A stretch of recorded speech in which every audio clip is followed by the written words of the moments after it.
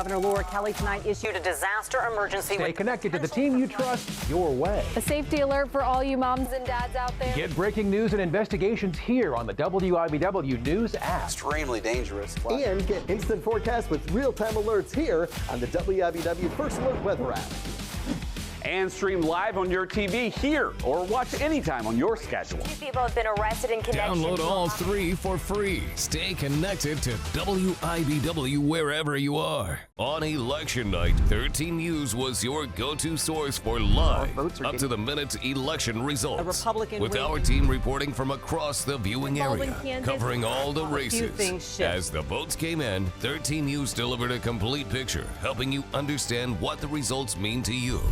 And when the winners were decided, 13 News was there to bring you live reactions from the candidates. I'm just honored. 13 News. We're proud to be your trusted source on election night. The YMCA of Topeka. We're a great place to grow stronger. A great place to have fun. A great place to connect with others. And a great place to develop young minds. See all of the great things going on at the Y at ymcatopeka.org. The YMCA of Topeka. We're here for you. This year, you can give the same old, or you can give the gift of live theater. Topeka Civic Theater gift certificates make the perfect present for anyone on your list. Use them for tickets to any performance at Topeka Civic Theater or Helen Hawker Theater, as well as for dinner, drinks, or even academy classes.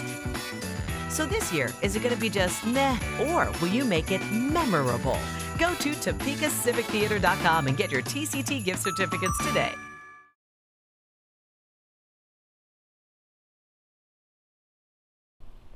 Now, as we've said, highways across Kansas are closed. Here right now, live this morning, is 13's Melissa Bruner with current conditions on state roads here in northeast Kansas. Good morning, Melissa. Jared, we are at North Topeka Boulevard and Lyman Road, and I can tell you one big difference from when we were out here last night is the wind. There's not as much of it, but as Eric Ives has been showing you all morning long, the city streets, Topeka Boulevard, very clear. Lyman, as an arterial street, actually also is very clear. But KDOT Topeka Superintendent Dave Studebaker told me last night this is kind of a two-step process. So the wind was causing trouble because the first thing they need to do is get all of the snow off the road. So if you were awake, it maybe made you jump, or it woke you up about a half hour ago. We all got that alert, the emergency alert on our phones again. Most of the highways across the state remain closed. Now, you're not going to see physical barriers. Highway 24 is right up there. There's no barrier. You can actually see a few cars going through, but what they want to stress is that this is a dangerous situation. If you Next at 6, digging out. I would stay home. It's not worth it. Current road conditions tonight following massive amounts of snow. When road crews could make it into your neighborhood. We're going to keep after it until we get it taken care of. Plus, how neighbors are helping each other after the storm.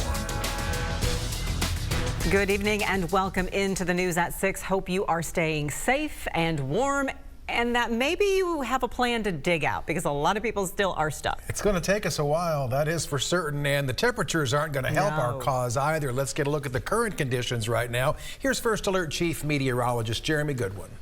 Hi, David, Melissa. We did see very heavy snow. It's like 13's Victoria Cassell is live tonight with a look at current conditions on the roads and highways. Melissa, as you can see, the highway behind me looks pretty clear right now. KDOT says.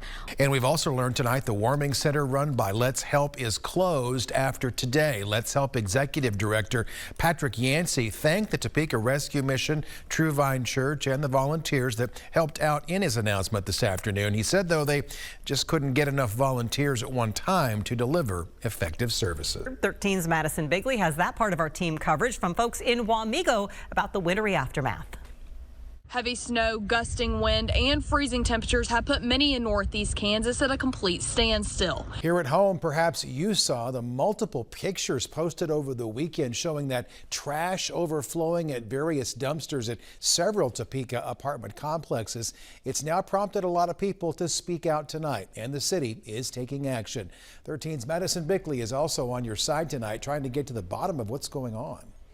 David, complaints from tenants are piling up as fast as the trash outside of the apartments, with concerns regarding cleanliness, health, and timeliness. 13's Claire Decatur is on their side and yours at 10 to find out what rights renters and tenants have. David, I spoke with multiple renters in Topeka who are angry about the living conditions they're expected to live in. Those mounds of trash piled up at rental units across Topeka. The city gave until today for Oklahoma-based landlord Lou McGinnis to have it cleared up. 13's Callie Holthouse spent the day getting a fresh look at the properties. Callie, what did you see? Melissa, out of the 6 eucalyptus-owned properties I observed today, 1 had new trash bins and another was actively being picked up by people in a large white box truck.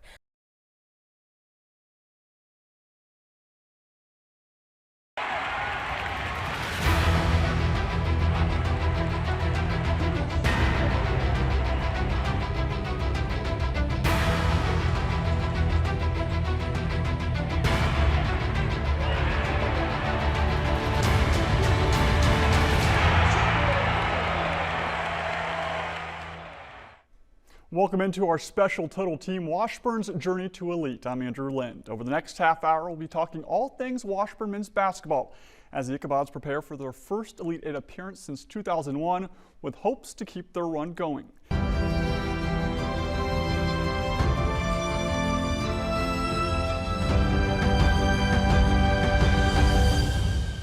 Afternoon and welcome to a special edition of Eye on Northeast Kansas. September is Suicide Awareness Month. As part of our Hear Me, See Me mental health initiative, we want to give you the tools to support your loved ones and yourself. This is a tough topic today, and as we go through our discussion, if you recognize yourself or a loved one struggling, know that the 988 Suicide and Crisis Lifeline is there for you 24/7. Why talk about suicide? Because Kansas saw a more than 51% increase in the suicide rate from 2011 to 2022. 6,051 lives lost to suicide in that time, hitting a high of 590 in 2022. While we talk a lot about teens, more than half of people who died by suicide were ages 25 to 54. In addition to those we lost, another 8,400 Kansans visited an ER for suicidal ideation in 2022 alone. That was a 51% increase from 2016. W's Candidate Forum, featuring the Republican candidates in the state's 2nd Congressional District. Moderated by Melissa Bruner and David Oliver. Good evening and thanks for joining us for our special Decision 2024 coverage. The Republicans vying for the Kansas 2nd Congressional District seat address the issues important to you. This is an open race, Melissa. Incumbent Jake LaTurner is not seeking re-election, so we're here to help you tonight to get to know those who want to take his place. We are very pleased to have all 5 Republicans in this race with us tonight. You'll see these gentlemen on your ballot coming up in a couple of weeks. Jeffrey Kars, Michael Ogle, Derek Schmidt, Sean Tiffany, and Chad Young. Gentlemen, thank you for being here tonight. And here's how we'll move through our forum this evening. Each candidate will have 1 minute for an opening statement, and we'll reserve time for each to give a 1-minute closing statement. We'll limit answers to questions to 1 minute each, and we are using alphabetical order to determine the order, rotating who goes first, second, and so on.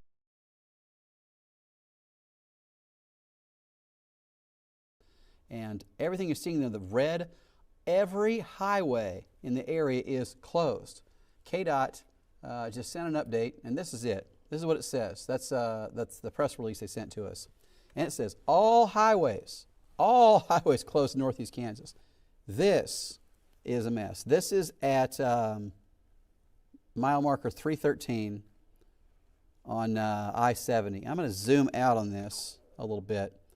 These big rigs have been in that same spot for about 5 hours. Off the air with our 5 o'clock news, but I do want to bring you some breaking news. We have been receiving these reports into the newsroom all afternoon, and as you can understand, when we have breaking news, we do kind of use the utmost of caution, and we've been working all afternoon to get this confirmed. But just moments ago, Archbishop Joseph Naumann of the Diocese of Kansas City in Kansas has confirmed the news via a Facebook post, and I want to show it to you right now, that this afternoon, Father Arul Karasala was fatally shot outside St. Peter's and Paul Parish in Seneca, Kansas. This is a photo of Father